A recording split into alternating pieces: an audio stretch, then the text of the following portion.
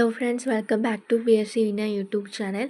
PG എക്സാംസിന് ചോദിക്കുന്ന SCRT based ആയിട്ടുള്ള കുറച്ച് ക്വസ്റ്റ്യൻസ് ആൻസേഴ്സ് ഡിസ്കസ് ചെയ്യുന്ന വീഡിയോ ആണിത്. ഇനി നമ്മൾ 10th സ്റ്റാൻഡേർഡിലെ SS ഫസ്റ്റ് ടെക്സ്റ്റ് ബുക്കിലെ സംസ്കാരവും ദേശീയതയും എന്ന ചാപ്റ്ററാണ് നോക്കാൻ പോകുന്നത്. ഇതിൽ മുൻപ് അപ്ലോഡ് ചെയ്ത വീഡിയോസിൻ്റെ ലിങ്ക് ഞാൻ ഡിസ്ക്രിപ്ഷൻ ബോക്സിൽ പിൻ ചെയ്ത് വെച്ചിട്ടുണ്ട്, നിങ്ങൾക്ക് നോക്കാവുന്നതാണ്. നിങ്ങൾ ആദ്യമായിട്ടാണ് എൻ്റെ ഈ ചാനൽ കാണുന്നതെങ്കിൽ ഈ ചാനൽ സബ്സ്ക്രൈബ് ചെയ്യുക. തൊട്ടടുത്തുള്ള ബെല്ലൈക്കൺ എനേബിൾ ചെയ്ത് ഓൾ സെലക്ട് ചെയ്യുമ്പോൾ ഞാൻ അപ്ലോഡ് ചെയ്യുന്ന വീഡിയോസിൻ്റെ നോട്ടിഫിക്കേഷൻ നിങ്ങൾക്ക് കിട്ടുന്നതായിരിക്കും. സോ നമുക്ക് വേഗം വീഡിയോയിലോട്ട് കിടക്കാം. ഇന്ത്യയുടെ ദേശീയ ഐക്യത്തിൻ്റെ അടിസ്ഥാനം ഏതാണ്? ഏകത്വമാണ് ഇന്ത്യയുടെ ദേശീയ ഐക്യത്തിൻ്റെ അടിസ്ഥാനം. ജാതിമത വർഗ പ്രാദേശിക വ്യത്യാസങ്ങൾക്കുപരിയായി ഒരു രാജ്യത്തെ ജനതയുടെ മാനസിക ഐക്യത്തെ പറയുന്ന പേരാണ് ദേശീയത. ജാതിമത വർഗ പ്രാദേശിക വ്യത്യാസങ്ങൾക്കുപരിയായി ഒരു രാജ്യത്തെ ജനതയുടെ മാനസിക ഐക്യത്തെ പറയുന്ന പേരാണ് ദേശീയത. വൈവിധ്യങ്ങൾക്കിടയിലും ഇന്ത്യയിൽ നിലനിന്നിരുന്ന ഏകത്വത്തെക്കുറിച്ച് പരാമർശിക്കുന്ന നെഹ്റുവിൻ്റെ കൃതിയാണ് ഇന്ത്യയെ കണ്ടെത്തൽ, അതായത് ദ ഡിസ്കവറി ഓഫ് ഇന്ത്യ. ഇന്ത്യയിൽ ഇംഗ്ലീഷ് വിദ്യാഭ്യാസത്തിന് തുടക്കം കുറിച്ച വർഷം 1835. 1835 ഇന്ത്യയിൽ ഇംഗ്ലീഷ് വിദ്യാഭ്യാസത്തിന് തുടക്കം കുറിച്ച വർഷം. രക്തത്തിലും വർണ്ണത്തിലും ഇന്ത്യക്കാരും അഭിരുചിയിലും അഭിപ്രായത്തിലും ധാർമ്മികതയിലും ബുദ്ധിയിലും ഇംഗ്ലീഷുകാരുമായ ഒരു വർഗത്തെ സൃഷ്ടിക്കുകയാണ് നമ്മുടെ ലക്ഷ്യം എന്ന് പറഞ്ഞത് മെക്കാളെ പ്രഭുവാണ് ഇത്തരത്തിലുള്ള കോട്ട് പറഞ്ഞിരിക്കുന്നത്. അടുത്ത ടോപ്പിക്കാണ് സയൻറ്റിഫിക് സൊസൈറ്റികൾ. 19-ാം നൂറ്റാണ്ടിൽ ശാസ്ത്രഗ്രന്ഥങ്ങൾ പരിഭാഷപ്പെടുത്താനും ശാസ്ത്രബോധം പ്രചരിപ്പിക്കാനുമായി രൂപം കൊണ്ട സ്ഥാപനങ്ങളായിരുന്നു സയൻറ്റിഫിക് സൊസൈറ്റികൾ. യൂറോപ്യൻ ശാസ്ത്രങ്ങൾ പരിഭാഷപ്പെടുത്തുന്നതിനുള്ള സൊസൈറ്റിയായിരുന്നു കൽക്കട്ടയിലുണ്ടായിരുന്നത്. 1825 അത് സ്ഥാപിച്ചത്. പൊതുവിവരങ്ങൾ നേടുന്നതിന് വേണ്ടിയുള്ള സൊസൈറ്റി ഏതായിരുന്നു? കൽക്കട്ടയിലായിരുന്നു അത് ഉണ്ടായിരുന്നത്. 1838 അത് സ്ഥാപിതമായത്. മഹേന്ദ്രലാൽ സർക്കാർ സ്ഥാപിച്ച ഇന്ത്യൻ അസോസിയേഷൻ എവിടെയായിരുന്നു? ബംഗാളിലായിരുന്നു സ്ഥാപിതമായത്. 1876 ബീഹാർ സയൻറ്റിഫിക് സൊസൈറ്റി എവിടെയായിരുന്നു? ബീഹാറിലായിരുന്നു. അത് 1868 ഉണ്ടായിരുന്നത്. അതുപോലെ ബനാറസ് സംവാദ് ക്ലബ് എവിടെയായിരുന്നു? അത് ബനാറസിലായിരുന്നു. 1861 സർ സെയ്ദ് അഹമ്മദ് ഖാൻ സ്ഥാപിച്ച അലിഗഡ് സയൻറ്റിഫിക് സൊസൈറ്റി അതെവിടെയായിരുന്നു? അപ്പോൾ അത് അലിഗഡിലാണ്. 1864 അത് സ്ഥാപിതമായത് എന്ന് ഓർത്തേക്കുക. അടുത്തതായിട്ട് നമ്മൾ നോക്കാൻ പോകുന്നത് രാജാറാം മോഹൻ റോയ് പറ്റിയിട്ടാണ്. ഇന്ത്യൻ സമൂഹത്തിൻ്റെ ആധുനികവൽക്കരണത്തിനായി വാദിച്ച ആദ്യത്തെ വ്യക്തിയായിരുന്നു രാജാറാം മോഹൻ റോയ്. ജാതി വ്യവസ്ഥയെയും സതി എന്ന ദുരാചാരത്തെയും ശക്തമായി എതിർത്ത ഒരു വ്യക്തിയാണ് രാജാറാം മോഹൻ റോയ്. ബംഗാളിൽ ബ്രഹ്മസമാജം എന്ന സംഘടന സ്ഥാപിക്കുകയുണ്ടായി. അതുപോലെ ഒരൊറ്റ ഇന്ത്യൻ സമൂഹം എന്ന ആശയം പ്രചരിപ്പിച്ച വ്യക്തിയായിരുന്നു രാജാറാം മോഹൻ റോയ്. അതുപോലെ സ്ത്രീകളുടെ പദവി ഉയർത്തുന്നതിനായി അവർക്ക് സ്വത്തിനുമേൽ അവകാശം നൽകണമെന്ന് അഭിപ്രായപ്പെട്ട വ്യക്തി കൂടിയാണ് രാജാറാം മോഹൻ റോയ്.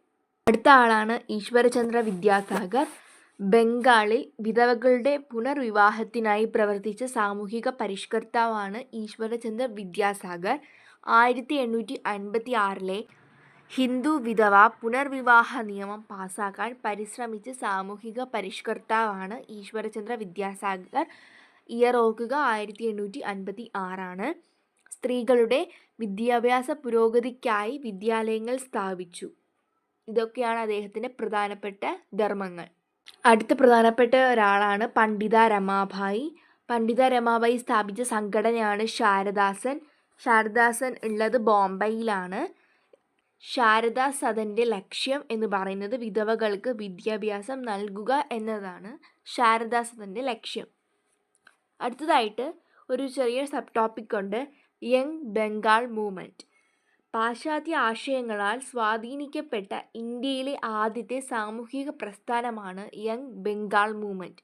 പാശ്ചാത്യ ആശയങ്ങളാൽ സ്വാധീനിക്കപ്പെട്ട ഇന്ത്യയിലെ ആദ്യത്തെ സാമൂഹിക പ്രസ്ഥാനം. യങ് ബംഗാൾ മൂവ്മെൻറ്റ് സ്ഥാപിച്ചത് ഹെൻറി വിവിയൻ ഡെറോസിയോ ആണ് യങ് ബംഗാൾ മൂവ്മെൻറ്റ് സ്ഥാപിച്ചത്. ഹെൻറി വിവിയൻ ഡെറോസിയോയുടെ അനുയായികളെ അറിയപ്പെടുന്നത് ഡെറോസിയന്മാർ എന്ന പേരിലാണ്. നമ്മൾ കുറച്ചു മുമ്പ് ഡിസ്കസ് ചെയ്തതുപോലെ രാജാറാം മോഹൻ റോയ്, ഈശ്വരചന്ദ്ര വിദ്യാസാഗർ, പണ്ഡിത രമാഭായ് തുടങ്ങിയിട്ടുള്ള ഒരുപാട് പേരുടെ പ്രസ്ഥാനങ്ങളും അവരുടെ പരിഷ്കർത്താക്കളും ആശയങ്ങളും ഇനിയും കുറേ ഉണ്ട്. അതിൻ്റെ ഒരു വീഡിയോ ഷോർട്സ് വീഡിയോ ആയിട്ട് നമ്മൾ അപ്ലോഡ് ചെയ്യുന്നതാണ്. അപ്പോൾ നിങ്ങളെല്ലാവരും ചെക്കൗട്ട് ചെയ്യുക. ഓക്കെ, അടുത്ത ടോപ്പിക്കാണ് പത്രങ്ങളും ദേശീയതയും.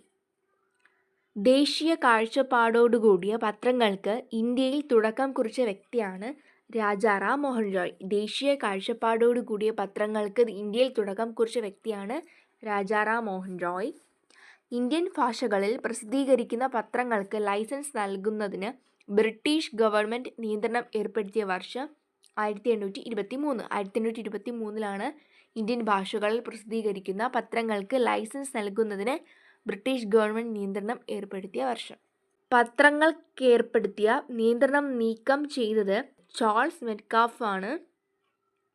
പത്രങ്ങൾ ഏർപ്പെടുത്തിയ നിയന്ത്രണം നീക്കം ചെയ്തത് അത് 1835 കൂടി ഓർക്കുക.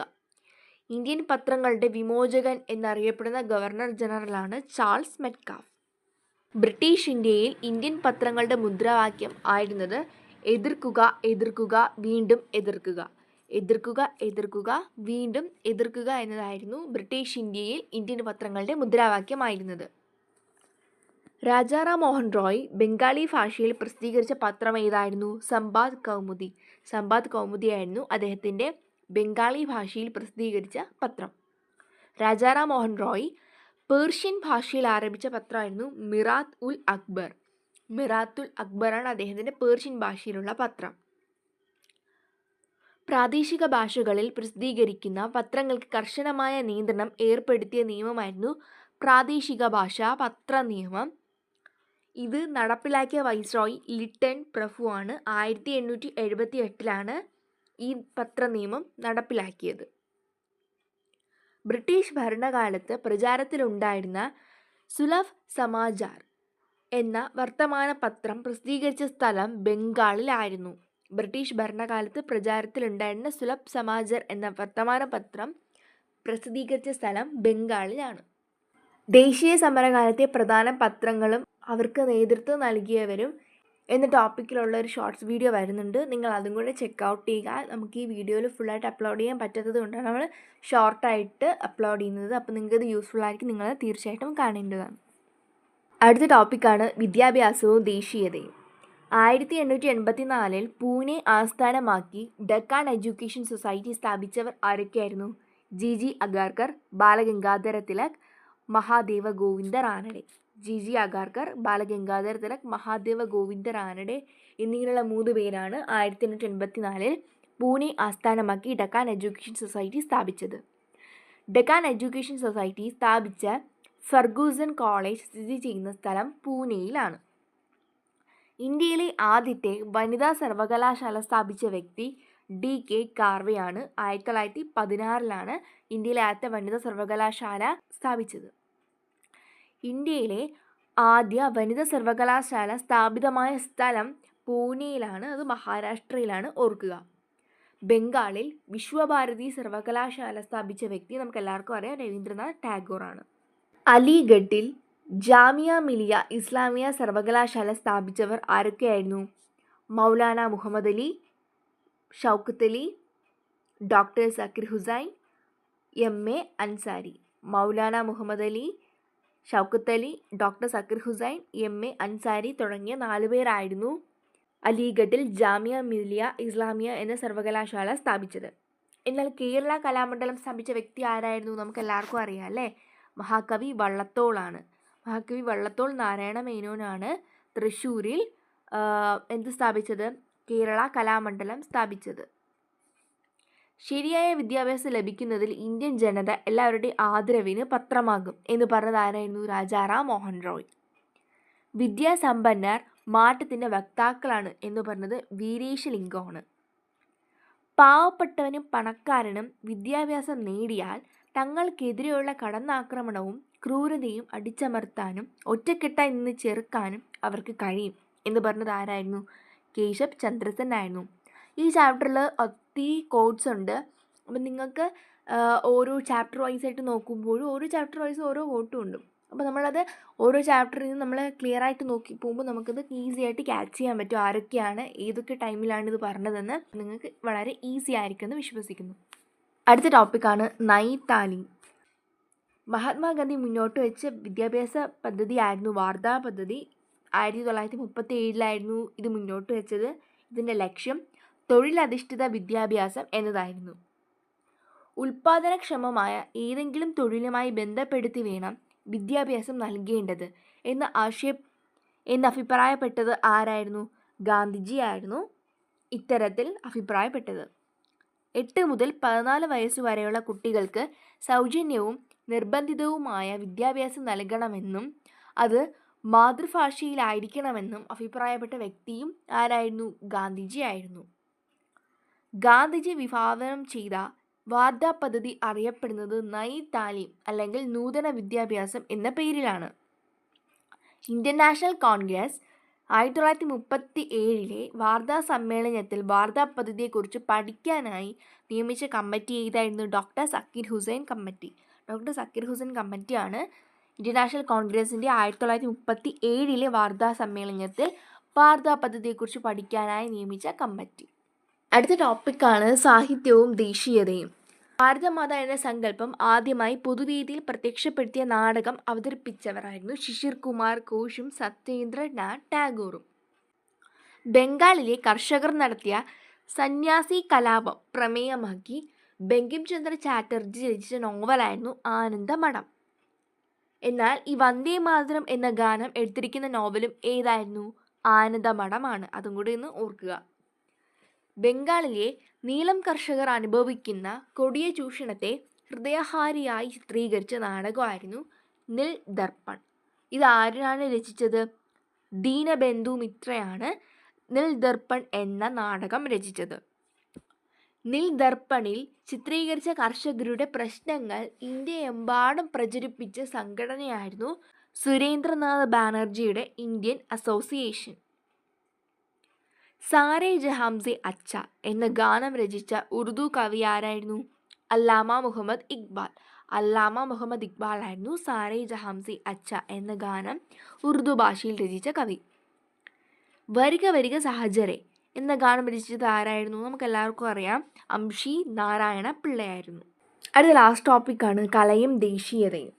സ്വദേശി സമരകാലത്ത് വരച്ച ജലഛായ ചിത്രം ആരുടേതായിരുന്നു? ഭാരതമാതയുടെ ആയിരുന്നു. അത് വരച്ചത് അബനീന്ദ്രനാഥ് ടാഗോറാണ് വരച്ചത്. Indian society of oriental arts സ്ഥാപിച്ച വ്യക്തി ആരായിരുന്നു? അതും അബനീന്ദ്രനാഥ് ടാഗോറാണ്. സ്ഥാപിച്ച സ്ഥലം കൊൽക്കത്തയിലാണ്. നന്ദലാൽ ബോസിൻ്റെ പ്രധാന ചിത്രങ്ങൾ ഏതൊക്കെയായിരുന്നു? സതിയും ഗ്രാമീണ ചെണ്ടക്കാരനും. സതിയും ഗ്രാമീണ ചെണ്ടക്കാരനുമാണ് നന്ദലാൽ ബോസിൻ്റെ പ്രധാന ചിത്രങ്ങൾ. 1938 ഹരിപുര കോൺഗ്രസ് സമ്മേളനത്തിൽ പ്രദർശിപ്പിച്ച ചിത്രമായിരുന്നു ഗ്രാമീണ ചെണ്ടക്കാരൻ. അത് 1938 ഹരിപുര കോൺഗ്രസിൻ്റെ പോസ്റ്ററിലുള്ള ചിത്രവും കൂടിയായി തിരഞ്ഞെടുക്കപ്പെട്ടിട്ടുണ്ട്. ഗ്രാമീണ ജീവിതം എന്നത് ആര് വരച്ച ചിത്രമായിരുന്നു? അമൃത ഷെർഗിൽ. അമൃത ഷെർഗിലിൻ്റെ ചിത്രമാണ് ഗ്രാമീണ ജീവിതം.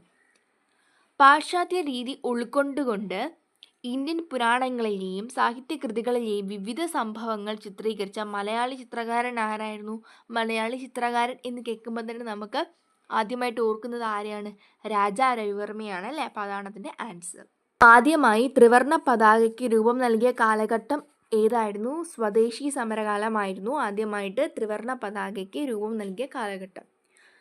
ബ്രിട്ടീഷ് ഇന്ത്യയിലെ 8 പ്രവിശ്യകളെ പ്രതിനിധീകരിക്കുന്ന 8 താമരകളും ഹിന്ദു മുസ്ലിം ഐക്യത്തിൻ്റെ പ്രതീകമായി ഒരു അർദ്ധചന്ദ്രനും അടങ്ങിയതായിരുന്നു ആദ്യത്തെ ത്രിവർണ്ണ പതാക. അപ്പോൾ ആദ്യത്തെ ത്രിവർണ്ണ പതാക എങ്ങനെയുള്ളതായിരുന്നു?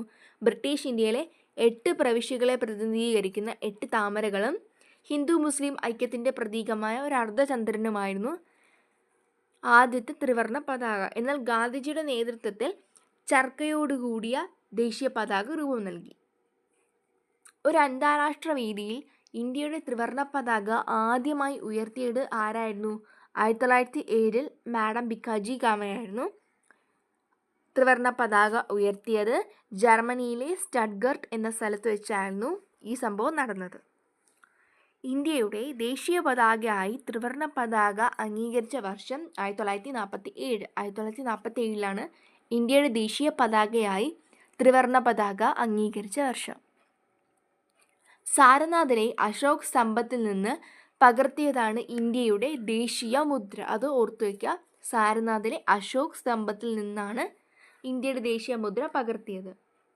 ഇന്ത്യയുടെ ദേശീയ ഗാനം രചിച്ചത് ആരായിരുന്നു? നമുക്ക് എല്ലാവർക്കും അറിയാം അല്ലേ? രവീന്ദ്രനാഥ് ടാഗോറാണ് ഇന്ത്യയുടെ ദേശീയ ഗാനം രചിച്ചത്.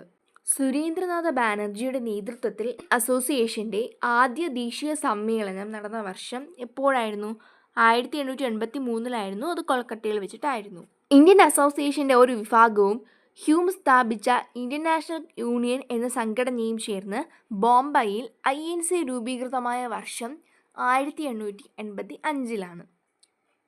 അവരെൻ്റെ ചുണ്ടുകൾ മുദ്ര വയ്ക്കട്ടെ, എന്നെ തടവറയിൽ ആക്കട്ടെ, പക്ഷേ എൻ്റെ ആശയങ്ങൾക്ക് വിലങ്ങു തീർക്കാൻ അവർക്ക് ആവില്ല എന്ന് പറഞ്ഞത് ആരായിരുന്നു? ബ്രിജ് നാരായൺ ചക്ബസ്ത്. ബ്രിജ് നാരായൺ ചക്ബസ്ത് ആയിരുന്നു ഈ കോട്ട് പറഞ്ഞിരിക്കുന്നത്. സോ ഇനി നിങ്ങൾക്ക് ഇതുപോലുള്ള യൂസ്ഫുൾ വീഡിയോസിനായി ചാനൽ സബ്സ്ക്രൈബ് ചെയ്യുക. എൻ്റെ വീഡിയോ നിങ്ങൾക്ക് ഇഷ്ടപ്പെട്ടു എങ്കിൽ നിങ്ങൾ തീർച്ചയായിട്ടും ലൈക്ക് ചെയ്യുക. അതുപോലെ തന്നെ നിങ്ങളുടെ എന്തെങ്കിലും ഡൗട്ട്സ് കാര്യങ്ങളൊക്കെ ഉണ്ടെങ്കിൽ നിങ്ങൾ കമൻറ്റ് ചെയ്യുക. ഇതുപോലെ നിങ്ങൾക്ക് മറ്റുള്ളവർക്ക് ഉപകാരപ്പെടുമെന്ന് നിങ്ങൾക്ക് തോന്നുന്നുണ്ടോ എന്നുണ്ടെങ്കിൽ നിങ്ങൾ നിങ്ങളുടെ കൂട്ടുകാർക്കൊക്കെ നിങ്ങളത് ഷെയർ ചെയ്ത് സപ്പോർട്ട് ചെയ്യാം. സോ നെക്സ്റ്റ് വീഡിയോ ആയിട്ട് വരുന്നത് വരെ താങ്ക് യു.